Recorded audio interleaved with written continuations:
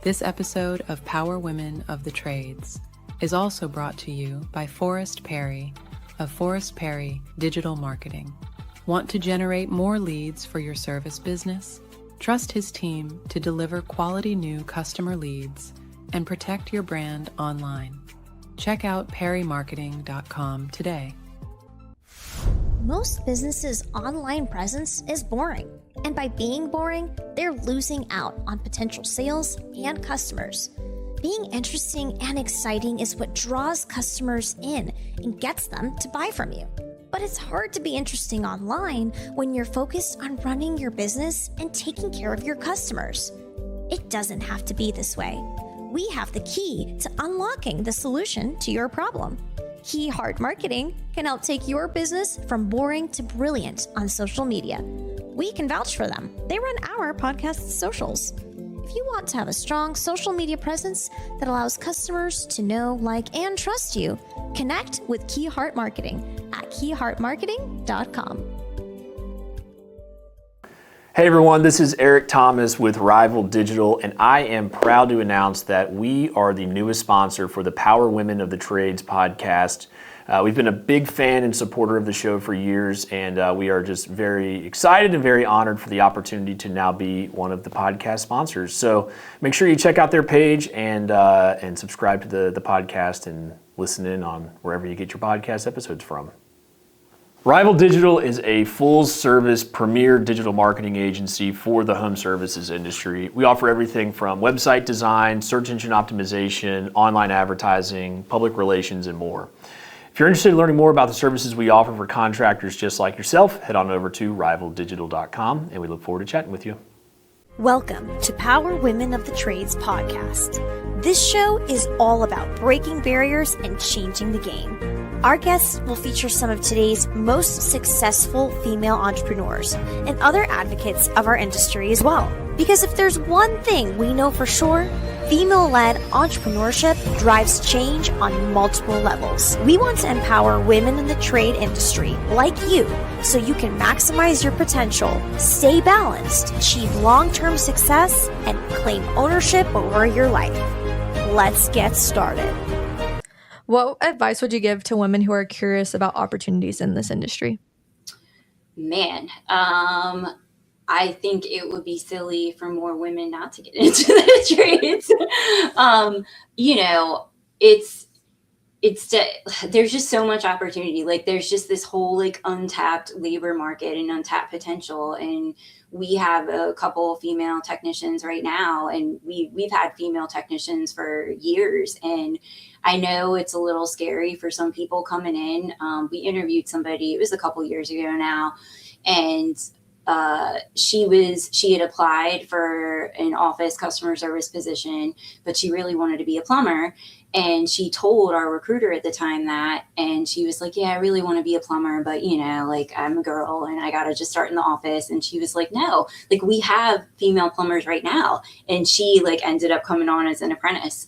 So I feel like it's becoming less taboo for women to be in the trades, but it's just great opportunity, and especially like considering most of our customers are women, like most of the we go into homes, like we're dealing with women, a lot of women are decision makers in the homes, and just having that like connection, it's less of a barrier, like it's a little weird sometimes to have a man showing up at your house when you're home alone. And we've had a lot of customers like prefer that we have a woman come to their house instead. So yeah, I don't know.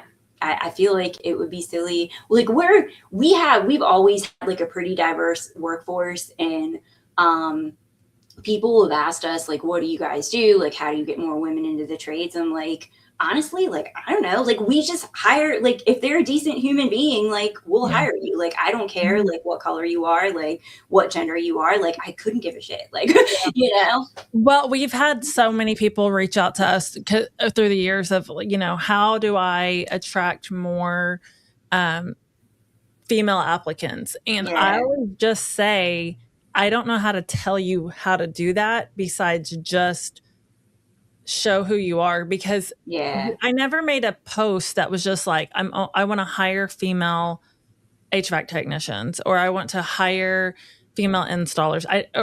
Any of that. I never made posts like that, right? Like I literally just hired, and then we focus a lot on social media through TikTok and our reels and things like that. We've shown who we are. And I think we naturally have become way more diverse across the board just because we are who we are. Yeah. You know, and you can see that it's not like some bullshit lie we make up. Like it's literally every day, this is who we are. And we have a video to prove it, you know? Yeah.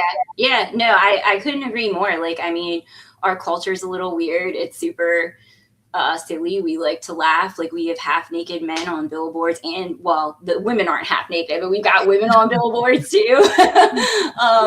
You know, like all around town, and we just like to laugh, and we're welcoming of everybody. We talk to everybody in schools. We'll interview anyone, and like at the end of the day, I just, you know, we just want decent human beings that share our values, and whatever that happens to be is what it happens to be, you know? So yeah, we had the Home and Garden show this weekend, and one of our directors, she was like, this lady came up and wanted her to bring her son in to interview, but she needed to come with him because he is autistic, and he had never maybe had an interview before. I don't know this entire story, but she was like basically asking for permission or if we would even consider him. And our director, she was telling me the story, and she was like, why wouldn't we? You know, like, why wouldn't we? Like, we just want good people, and we want to give everyone a shot. And anybody who wants to try the trades, like, we want you to try. And if we have a spot for you, or we have a place that we can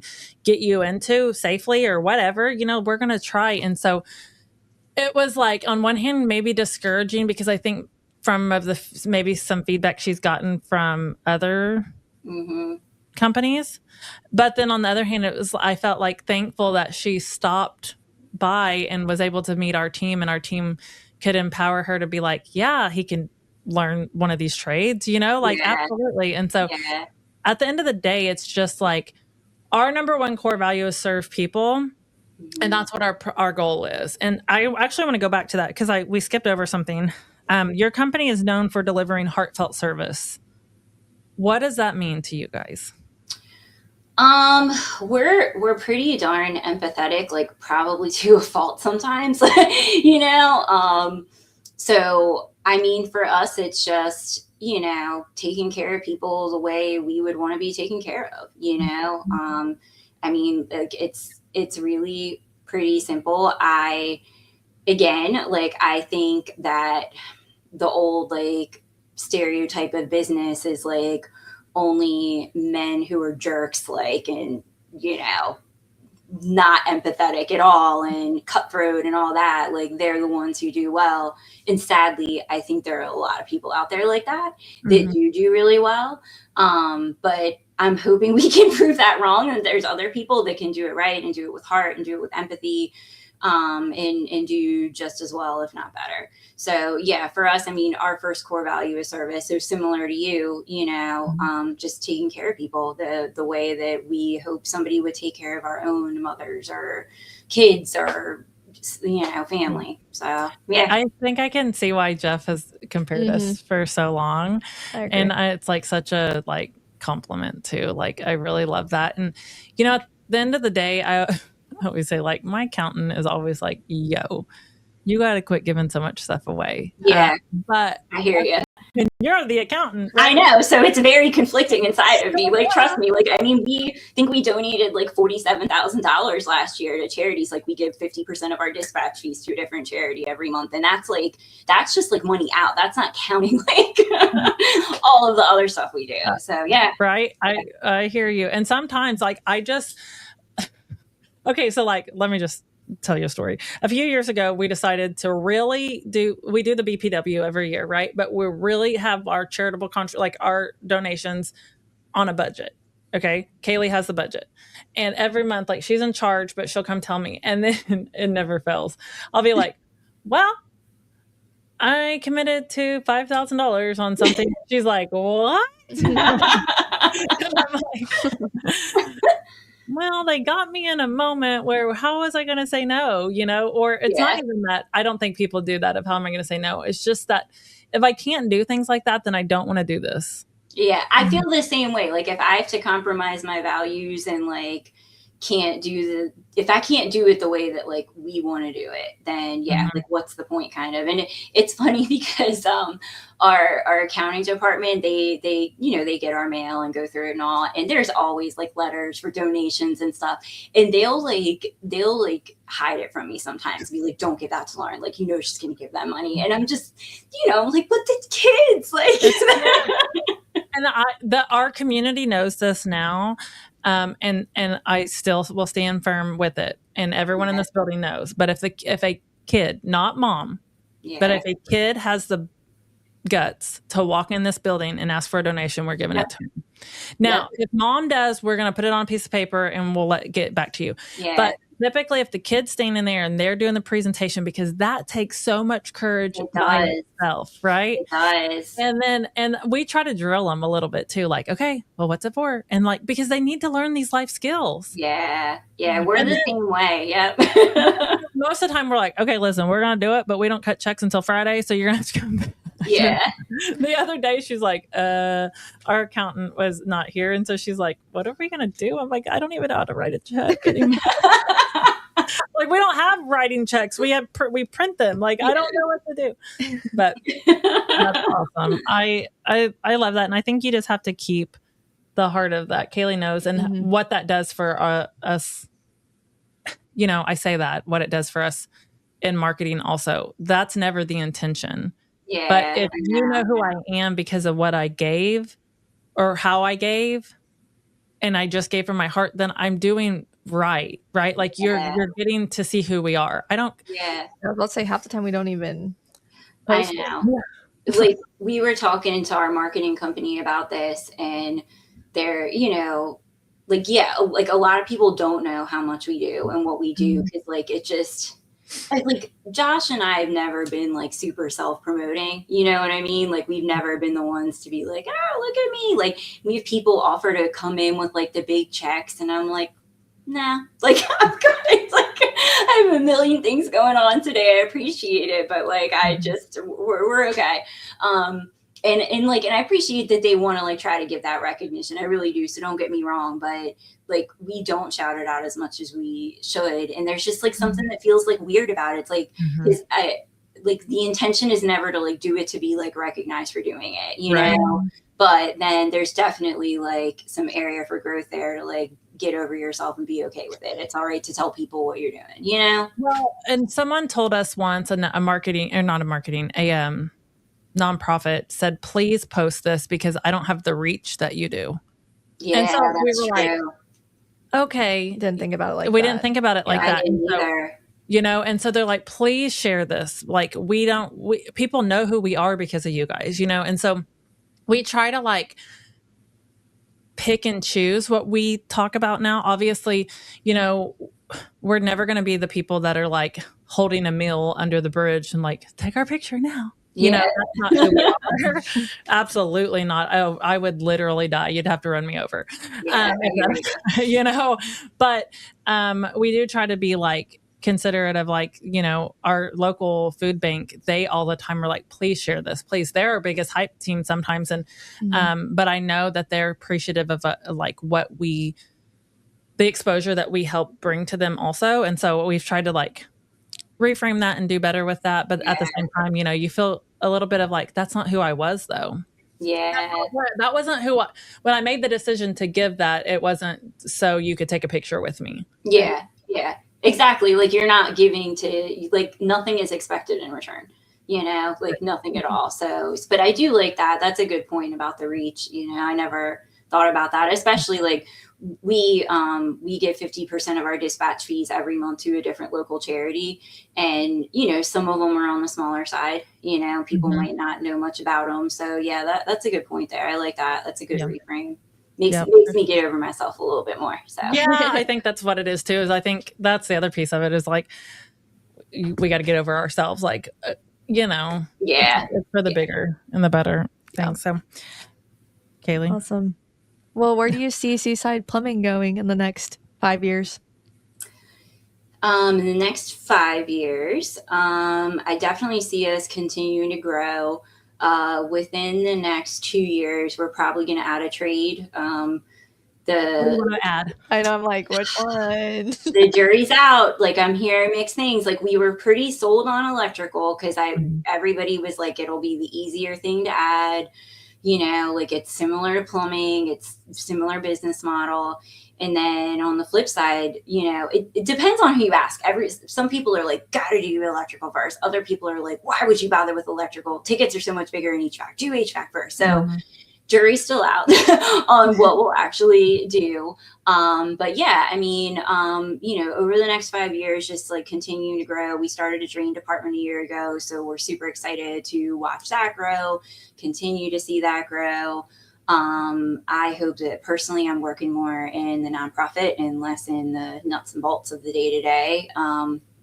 And yeah, just kind of like continuing to work in the community. Our apprentice training program, that eventually will move over to our nonprofit. And the hope is that we can take that public and offer continuing education classes to not only our employees, but anyone else in the community. So yeah, just kind of continuing on with a lot of that and nailing down, hopefully within the next year, what trade we would like to add and start working on that. So that's awesome. What do you think we should vote for her a trade? Do you have memberships now? We do have memberships now. Have a lot of them? We've got about maybe 6,800, I think. Okay. Memberships, and like I've learned that in plumbing, what am I trying to say? I've talked to plumbing companies that either they cannot grasp memberships by themselves, or they do really, I don't know. It's like a lot of people think that a membership has to have HVAC on with it, right? To have the value, Yeah. And so I think HVAC is a good add-on because there brings more value in a membership and then you retain more. But we added electric and was blown away by that too. But really? So we had HVAC first, and then we added plumbing. And I have some like all kinds of horror stories that I can tell you about that. I would love to hear about them. Seriously, because we're trying to like gather data at this point and figure out. And again, like a lot of it's going to depend to like, on what we end up doing. Like, is there another local company that, we're going to work with or buy, whatever, you know what I mean? So I feel like despite whatever plans we make, we're just going to see what happens. Listen, I'm a lunatic. If I had 6,800 members right now, I would literally add a trade tomorrow and blast your members. And let me just tell you, when we added plumbing, that was a strategy, except for we were not as mature in business ownership at that point, honestly. So we didn't have a management team. Like we didn't have all the pieces built, right? Yeah. When we added electric, in like a February. We didn't start marketing electric until like the end of that year, and did $1 million in revenue in that department in that first year, or almost $1 million. And through our member, literally every call that we went on with our members for the first, unless it was, flip from another service call or something, which is why we started it. We started electric because we didn't have a company we could refer to that was great. Right. Yeah. And so anyways, I just say like, rely on your members. And I'm also crazy, like I said, because one day I just was like sitting in my house and I'm like, hey, let's start garage doors. And everyone's, and we did. And we started garage doors in like 30 days, 45 days. And our garage door department is stellar. That's literally. awesome. Literally stellar. It's called Stellar Garage Doors, but it literally is. And everyone's like, why did you do that? And I'm like, because we're in the customer's garage every day. Yeah, that's a good point. And the door was going up and we were like, man, that sounds sick. Yeah. All right. Well, I definitely know who to reach out to once we get closer to that point, because it's like such a roadblock too. And again, it's just fear, but it's like, God, like we really need to get our shit together a little more with plumbing here before like we add another trade. But we'll never it'll always be something. Like it'll always be We used to joke whenever we added, it was quality heating and cooling. That was it, right? We rebranded with Dan and it was quality heating and cooling. And then we added plumbing. And so it's quality heating, cooling, and plumbing. And then it was so bad for the first like 6, maybe the first year, really. At one point, we're like on our logo, I was like, let's just white it out. Just white it out and we're going to be done. But then I don't want to lose. So I'm not going to. So we're going to figure it out. And we did. And it's such an amazing story now because some of our plumbing team is still here and they grew through that. And they're just like, we saw it and it's fine. But a lot of it's just like your own main business, right? You learn by trial and hire and trial and whatever, right? And so you're never going to be in a perfect spot. You just kind of got to rip the Band-Aid off. Yeah. And that's what we've like kind of come to terms with lately is it like, so it's in, I think the goals by, what is it? By like, I think it's by 2028. By the end of 2028, we'll have another. But and even then, like that timeline could change. Like who knows? Like there's just Kaylee's like, what's a goal like that? Right. Ours is like tomorrow or the next day. We're gonna start tomorrow. Meeting tomorrow. We're gonna start meeting tomorrow and throw this idea, and then our marketing companies are like, "What?" So hey, whatever. Yeah, there's nothing wrong with that, you know. Like you guys are doing it, so right, for sure. But well, Lauren, it was really cool to honestly finally meet you, and like I said, Jeff has always said such amazing things about you. It sounds like you guys are running like a heck of an operation there, and I really want the calendar. So hopefully we can we get a copy? Yeah, I can mail you guys a copy. Yeah. I need to use it as inspiration so we can talk our team into doing it. Yeah. It's oh man. If they can do this. It's good. I'll send it to you. And like, it's funny because the first year we did it, you know, it's kind of like, I don't know how into it everybody's going to be. And like, we brought in like some old jeans and I was like, all right, like you guys can cut them up to your comfortability level. They took it way further. like we actually had to like rein it in a little, like guys, like it's gotta be PG. yeah. That's what I hope that we can inspire them and we'll send y'all, like you can tell your team, like, look what you guys inspired. I'll definitely send you guys some copies. That's awesome. Well, thank you so much for chatting with us. Hopefully we'll catch up with you soon. Maybe super meeting, or do you go to super meeting normally? I do. Yep. Yeah. So hopefully I'll see you there. That would be awesome to connect in person. For sure. Well, it was great talking with you. Yeah. Nice talking to you guys too. Thank you. Bye. Bye. This has been Power Women of the Trades. Like what you hear so far? Leave us a review on Apple. And make sure to listen to our other episodes wherever you enjoy listening to your podcasts. Thanks for listening, and we'll catch you on the next one.